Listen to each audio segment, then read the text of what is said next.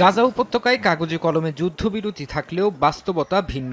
চুক্তি থাকা সত্ত্বেও ইসরায়েলি বিমান ও সামরিক হামলা থামছেই না উপত্যকায়। ফিলিস্তিনি স্বাস্থ্য মন্ত্রণালয় জানিয়েছে, গত একদিনে গাজা সিটি সহ বেশ কয়েকটি এলাকায় দখলদার বাহিনীর হামলায় বেশ কয়েকজন ফিলিস্তিনি হতাহত হয়েছেন। এর মধ্যে কয়েকটি হামলা চালানো হয় আবাসিক এলাকা, পানির প্ল্যান্ট এবং মসজিদে। গাজার সরকারি তথ্য অনুযায়ী গত বছরের অক্টোবরে যুদ্ধবিরতি কার্যকর হওয়ার পর থেকে এ পর্যন্ত ইসরায়েলি হামলায় প্রায় ১৩০০ ফিলিস্তিনি প্রাণ হারিয়েছেন। এর মধ্যে উদ্ধারকারী দল ধ্বংসস্তূপের নিচ থেকে শত শত মরদেহ উদ্ধার করেছে। গাজার মিডিয়া অফিসের দাবি, ইসরায়েল এ পর্যন্ত ৪৩০০টিরও বেশি বার যুদ্ধবিরতি লঙ্ঘন করেছে এবং চুক্তির শর্ত অনুযায়ী মানবিক সহায়তা গাজায় প্রবেশ করতে দিচ্ছে না। এদিকে গাজা ও ইসরায়েল সীমান্তে সাম্প্রতিক সময়ে ফিলিস্তিনি শিশুদের ঘুড়ি ও বেলুন ওড়ানোকে কেন্দ্র করে নতুন করে উত্তেজনা দেখা দিয়েছে। ইসরায়েলের দাবি, হামাস এই ঘুড়ি ওড়ানোর মাধ্যমে নতুন কোনো ষড়যন্ত্রের পরীক্ষা চালাচ্ছে।